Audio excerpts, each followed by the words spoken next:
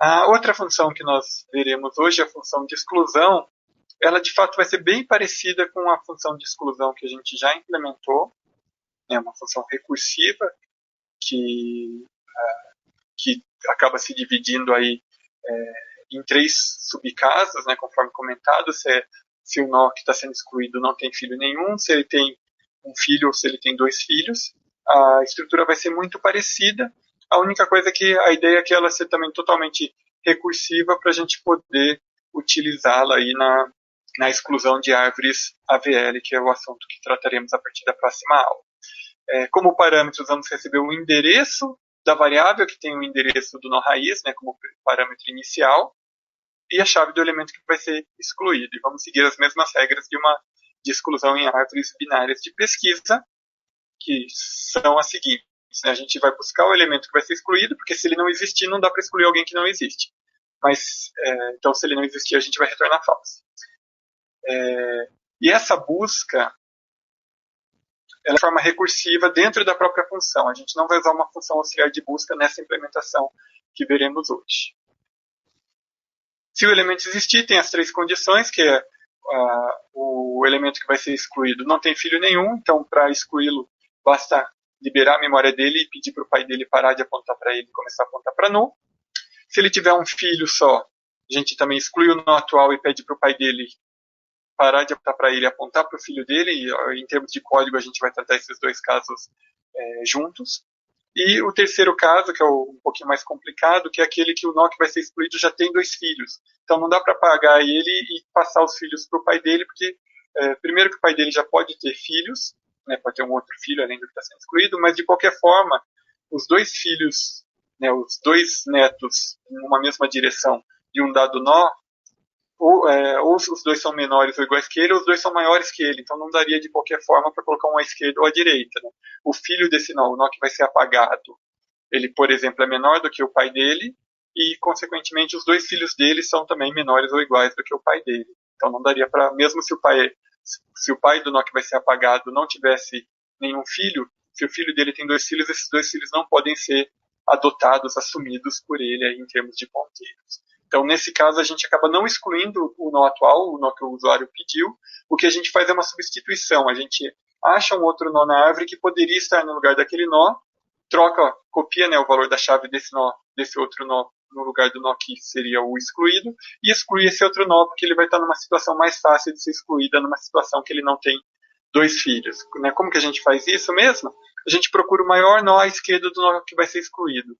A gente, né, pensando no desenho de uma árvore, né, pensando no desenho da árvore, a partir do nó que vai ser excluído, a gente dá um passo para a esquerda, que são os elementos menores ou iguais que ele, e dá todos os passos possíveis à direita, que vão sendo os nós maiores do que o respectivo pai. Com isso, a gente garante que vai achar o maior nó à esquerda do nó que está sendo excluído, e o maior nó à esquerda dele não tem filho à direita, então ele vai ser um nó que ou não tem filho nenhum, ou só tem filho à esquerda. Como que eu sei que ele não tem filho à direita? Porque se ele tiver, esse nó vai ser maior do que ele, então ele não é o maior à esquerda. O filho dele é que é. Então, por causa e daí, fazendo essa substituição de valores, a gente vai, ao invés de excluir alguém que tinha dois filhos, a gente vai poder liberar a memória de um nó que tinha no máximo um filho, que daí cai num desses dois casos que a gente já comentou, que são casos mais fáceis de serem resolvidos.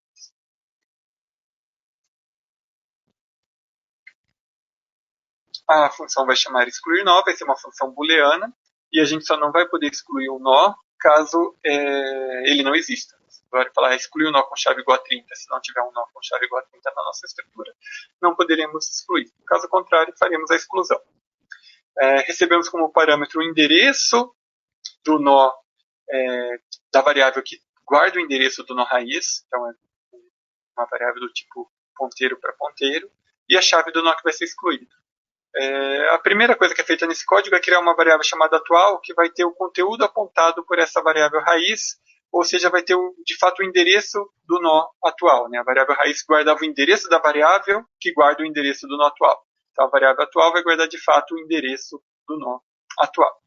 Se o atual for igual a null, né, que pode ser escrito como if not atual, se a atual for igual a null, a gente vai retornar false, porque de fato o nó buscado não existe, né? A partir de um endereço nulo, a gente nunca vai encontrar o nó que a gente está buscando. Caso contrário, né, estamos num nó que exista, vamos verificar se ele já é o nó que a gente quer excluir, né? Se a chave dele é a chave que foi pedido para ser excluída, né? O campo CH passado como parâmetro da exclusão. Se sim, a gente vai criar duas variáveis auxiliares, chamadas aqui de substituto e pai substituto, que vão ser utilizadas aí com dois objetivos, né? Um deles, conforme a implementação padrão aí da exclusão em árvore binária de pesquisa, é que se eu for excluir alguém que só tem um filho ou que não tem filho nenhum, eu vou guardar nessa variável substituto o endereço para o qual o pai dele deve apontar. Como assim? Se eu estou excluindo o nó 20, que é filho do nó 40, o nó 40 vai ter que parar de apontar para o 20, e se o 20 não tiver filho, ele deve apontar para null, né, ter como referência null, como filho à esquerda, e então eu vou colocar null na variável substituto. Porém, se o 20 já tinha um filho à esquerda, e não tinha um filho à direita, porque a gente vai estar tratando o caso de ter no máximo um filho, o pai do 20 deve parar de apontar para o 20, que vai ser excluído, e apontar para o filho à esquerda do 20. Mas se o 20 só tinha um filho à direita, o pai dele deve parar de apontar para o 20 e apontar para o filho à direita do 20. Então, o campo substituto vai ter que guardar esses valores. O campo pai substituto, ele na verdade está sendo criado aqui simplesmente para o caso da gente ter que buscar o maior à esquerda, que daí sim a gente guarda o nó, o endereço do nó que é o maior à esquerda, no caso vai ser guardado na variável substituto, e o endereço do pai dele na variável pai substituto. O primeiro caso, que é esse que está sendo detalhado aqui em verde, vai tratar, né, esse primeiro trecho de código, ele vai tratar os casos do nó atual não ter filho à esquerda ou não ter filho à direita. Qualquer uma dessas duas condições. Se ele não tiver filho à esquerda ou não tiver filho à direita, quer dizer que ele não tem dois filhos. Ele pode não ter nenhum, ou ele só tem o filho à esquerda ou só tem o filho à direita. Então, esse trecho em verde do código, ele vai tratar os casos de o nó atual tem no máximo um filho. E daí o que a gente vai precisar fazer é justamente atribuir o valor correto da variável substituto, que deve valer null, se o nó atual não tiver filho nenhum, ou o atual seta esquerda, se ele tiver filho à esquerda, ou o atual seta direita, se ele tiver filho à direita. Isso consegue ser resolvido só com duas linhas de código da seguinte forma. Se o atual seta esquerda for diferente de null, né, if atual seta esquerda, quer dizer que existe um filho à esquerda, então o substituto vai valer atual seta esquerda. Caso contrário, eu vou colocar na variável substituto o atual seta direita. E aqui eu nem tenho que perguntar se o filho à direita existe ou não, porque se não existir, vale null, né, o endereço dele vai valer null, que é o valor que o substituto deve ter. E se existir, vai ser diferente de null, que é justamente o valor que o substituto deve ter, né, nesse caso. Então, com essas duas condições, eu já garanto que a variável substituto, né, com esse if e o else, eu já garanto que a variável substituto já tem o valor correto. Ou seja, o pai do nó que vai ser excluído deve apontar para substituto, né, para o endereço guardado em substituto. Nessa implementação que estamos fazendo, quem apontava para o nó atual, né, que é o nó que vai ser excluído, é justamente a variável que está sendo guardada no campo raiz. Né? O campo raiz guarda o endereço dessa variável que estava apontando para o atual, e é ela que deve ser atualizada. Então, asterisco raiz recebe o substituto. Com isso, né, quem apontava para o nó que está sendo apagado, que inclusive podia ser o próprio campo raiz do usuário, a variável raiz do usuário cujo conteúdo era o endereço da raiz da árvore. Mas também pode ser os campos esquerda ou direita de cada um dos nós da árvore, né, que no caso seria do pai do nó que está sendo excluído. Então esse campo deve parar de apontar para o nó atual e apontar para o substituto. Liberamos a memória do nó atual com o comando free atual e retornamos true. Terminamos aí a exclusão do nó atual. Caso contrário, que é o que a gente vai tratar aqui, né, caso o nó tenha dois filhos, o que a gente vai fazer? A gente vai ter como substituto o maior à esquerda dele, né, seguindo o algoritmo que a gente já discutiu, né, de dar um passo à esquerda e depois todos à direita. Todos esses códigos estão disponíveis no site da disciplina. Encontramos o valor do maior à esquerda, substituímos a chave do nó atual pela chave do maior à esquerda, né, a gente não apaga o nó atual, porque na verdade a gente usa de um artifício que copia outro nó, a chave do outro nó para o lugar da chave do nó atual, e apaga esse outro nó, porque vai ser mais fácil, em termos de estrutura da nossa árvore, apagar o outro nó. Então aqui, por enquanto, a gente está fazendo a cópia, copiando a chave desse outro nó no lugar da chave do nó atual. E na implementação inicial, na implementação básica dessa função, a gente está agora na implementação alternativa, na implementação básica aqui a gente já resolveria os ponteiros e retornaria true. Nessa implementação eu não posso fazer isso, porque o objetivo dessa implementação é continuar a recursão até o elemento que de fato vai ter a memória liberada. E para isso, então eu não posso terminar agora o código, eu preciso continuar chamando o código recursivamente. E para isso eu vou trocar agora a chave que ia ser excluída pela chave do nó substituto, para que de fato o código continue, só que agora não mais procurando o nó que teve o valor trocado, né, sobrescrito, e sim o nó substituto, o nó cuja chave tem a chave igual a do nó substituto, para de fato liberar a memória recursivamente do nó substituto. A gente já vai ver um exemplo de memória para deixar isso mais claro. E o resto do código, né, e só para a gente se situar, onde estamos? Nós estávamos aqui no código de que se achamos a chave do nó que está sendo procurado, que vai ser excluído, nós caímos nos casos de ele tem 0 ou 1 filho, ou ele tem 2 filhos. E agora estamos no caso de a exclusão não terminou, né? Se ele tivesse 0 ou 1 filhos, a gente já tinha liberado a memória e retornado true. No caso dele ter 2 filhos, a gente trocou o valor da chave do campo CH, que é a chave que está sendo buscada, para continuar a recursão ou do lado esquerdo ou do lado direito, porque a gente ainda não liberou a memória. E outro motivo, ou né, outra possibilidade da gente ter chegado aqui, é que a gente estava num nó que não é o nó que a gente queria excluir. A gente comparou a chave do nó que a gente queria excluir com o nó atual e não era a que a gente queria, então a gente continua seguindo regra de árvore binária de busca. Se a chave que eu estou procurando para fazer a exclusão for maior do que a chave atual, eu vou chamar recursivamente para o lado direito, né, passando como parâmetro o endereço do campo direito do nó atual. Caso contrário, eu vou fazer a chamada recursiva para o lado esquerdo, passando como primeiro parâmetro o endereço da variável esquerda do nó atual. Vamos fazer um exemplo no qual o usuário já vai pedir para a gente fazer uma exclusão de um nó que tem 2 filhos. Então, temos aqui essa árvore criada com 3 nós, com chave igual a 40, 30 e 50. Há uma variável chamada raiz, que guarda o endereço do nó raiz, do nó 40, e essa variável foi criada na posição 1992 de memória. Chamamos a função excluir, pedindo para ser excluído o nó com chave igual a 40, né, que ele já é a raiz da árvore e que, inclusive, cai nesse caso mais complexo, que é o caso de um nó que tem 2 filhos. Como que isso vai funcionar? Né? Ao chamar a função excluir, os parâmetros vão ser o endereço da variável que guarda o endereço do nó raiz, ou seja, 1992. A chave que vai ser excluída, e na próxima linha do código, né, na primeira linha dentro da função excluir nó, é criada a variável atual, que recebe como conteúdo o conteúdo apontado pelo endereço guardado em raiz. Né? Raiz tem o endereço 1992, o conteúdo desse endereço de memória vale 5.000, por isso atual começa valendo 5.000. Perguntamos se atual é igual a null, não é, 5.000 é diferente de null. Perguntamos se a chave apontada por atual, né, pelo endereço 5.000, ou seja, 40, é igual à chave que queremos excluir, que é 40, nesse exemplo. E sim, 40 é igual a 40, então vamos entrar nesse if inicial aqui. Agora temos que verificar, o atual tem filho à esquerda?